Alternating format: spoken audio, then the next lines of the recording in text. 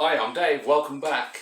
So, today I've been thinking about the phrase, sticks and stones may break my bones, but names will never hurt me. I want to talk a little bit about that on the micro and the macro scale, but before I do, please slap a like on the video for me, and if you're new to the channel, please do subscribe and click on the bell to stay notified for my future content. So, let's crack on. So, what do I mean?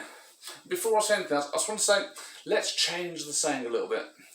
Okay, sticks and stones may break my bones, but names may have long-lasting psychological or social ramifications. It doesn't quite roll off the tongue as well, but for me, it says so much more about the truth of it. Okay, and I said I want to look at micro and macro. Micro, what am I talking about? I'm talking about one-on-one, schoolyard bullying, this sort of thing. Yeah, two kids have a falling out.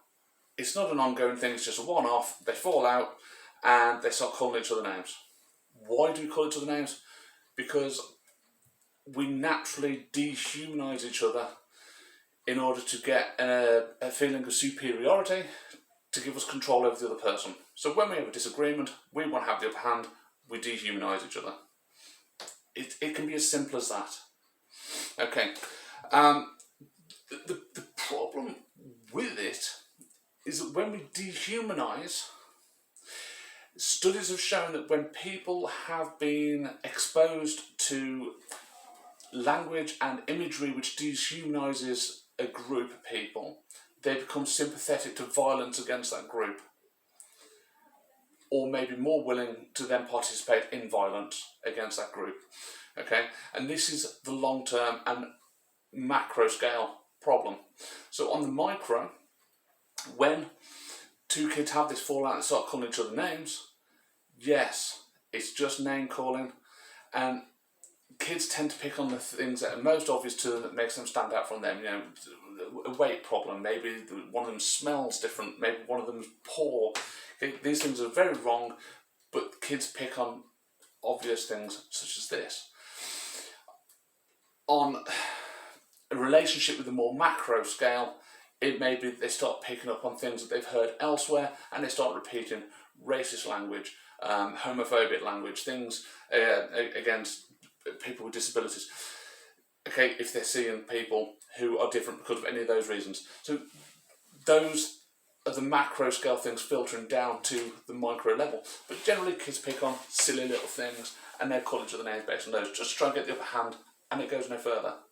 But the issue regarding dehumanising, creating sympathy for violence against a group is something that comes into play. Because I teach my students that you avoid the fight at all costs, but if attacked, you must defend yourself. So if we can just walk away from an argument or a fight, then we will do so. But if we're physically attacked, then we have to respond and we have to defend ourselves appropriately. And sometimes that has to be done preemptively if you've got the correct justification.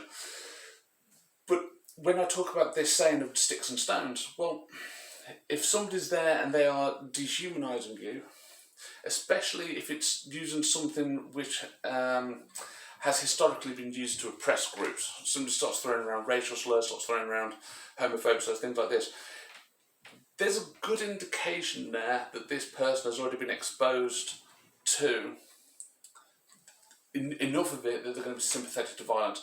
So certainly I would say that if you might say it's just name calling, but that name calling in these situations starts to ring alarm bells that it may be the prelude to violence, because there's already that sympathy there. Okay, the nature of these dehumanising terms lends itself to the sympathy for the violence.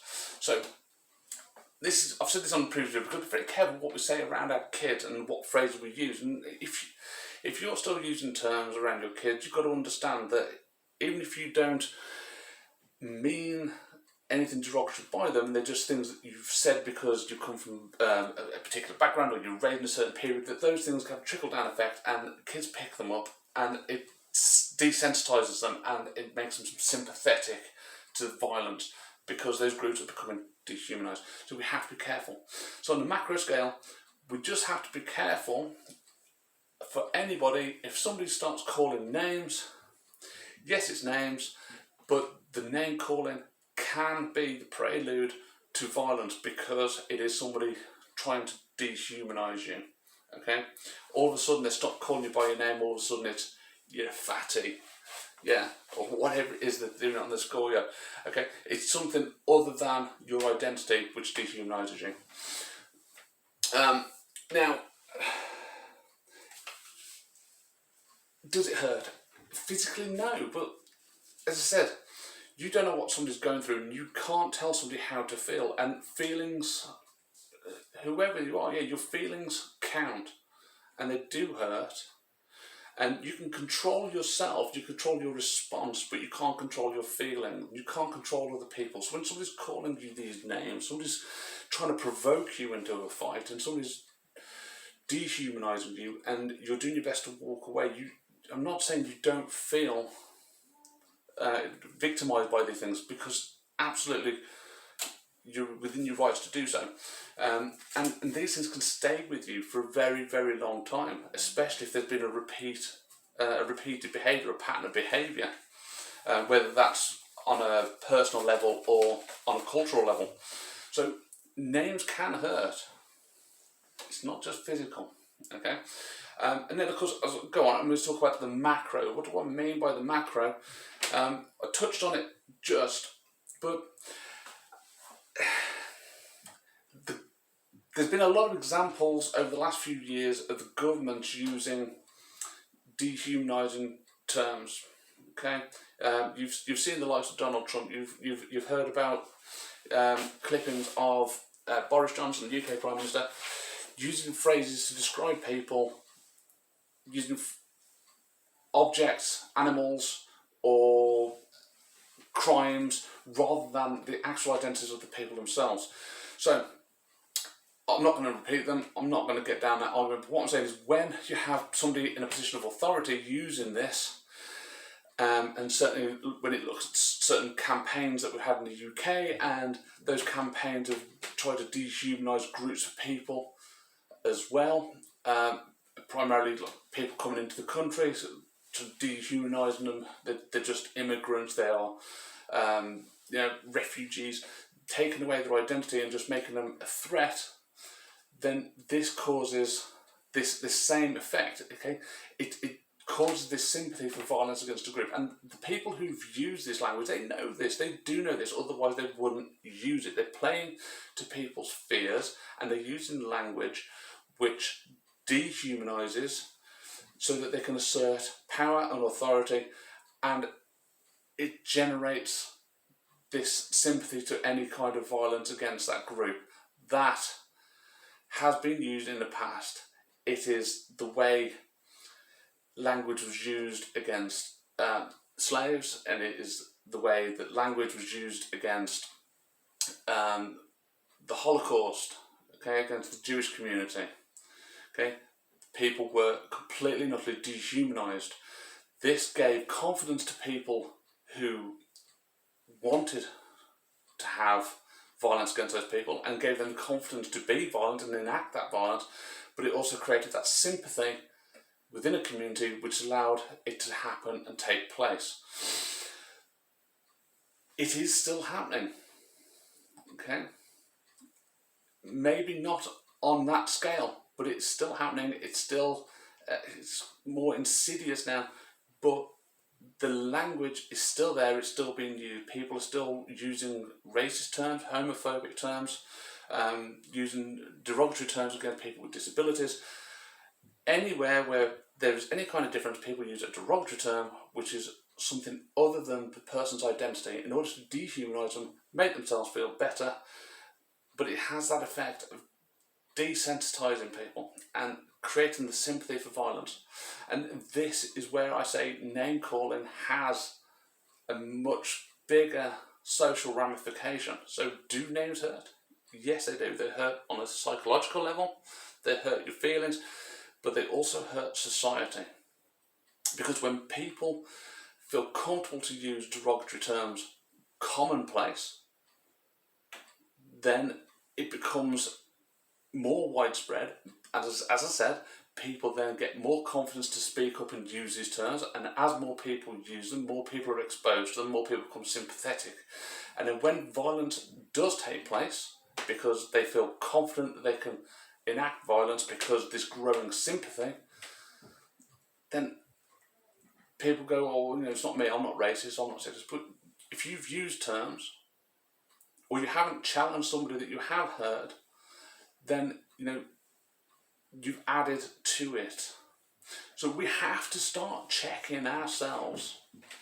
You know, I said, I've known a lot of people over the years who use phrases because it's something they grew up with. It's something that that their generation used, which isn't acceptable now. And is it acceptable now just because you're older and you're from a different generation? No. You need to start checking this yourself and stop using this language, because you have this effect on people in the generations below you who are coming up, growing up, and are exposed to that language.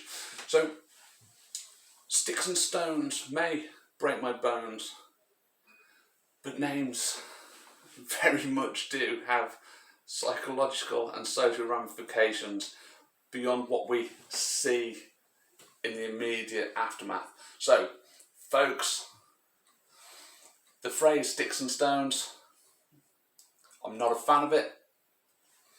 I don't use it as much as possible. Maybe I'll still come out with it occasionally. It is something I'm trying to get out of my system, something I was raised with, and as I said, something I'm checking and I'm removing. And this is all I expect of other people. Yeah, I don't expect people to be able to just change suddenly, but if you can start checking yourself when you come out with things that you know, is that right? That's how you start to correct your own behaviour. When you start correcting your own behaviour, then you can start to influence other people. Okay, so this phrase in itself can be problematic, but this idea of name calling is extremely problematic. Okay, and as I said, on the micro, the one-to-one, kids calling names, okay, this is manageable. This is something that happens, and as long as it's dealt with appropriately and you go through the proper channels, and as I said, there are ways that you can deal with verbal bullying. Okay, but you have to understand that when somebody gets punched, somebody gets beaten up, and people say, oh, well, we never saw it coming, it's always just been a bit of name calling. Well, there was your clue. That name calling was already there. Okay, that was the prelude to it. That's already put the wheels in motion that works up towards it. It doesn't always get there, but you can't say you didn't have something to indicate it was going to go there. Okay, so we have to start looking out for these little things, these little signs.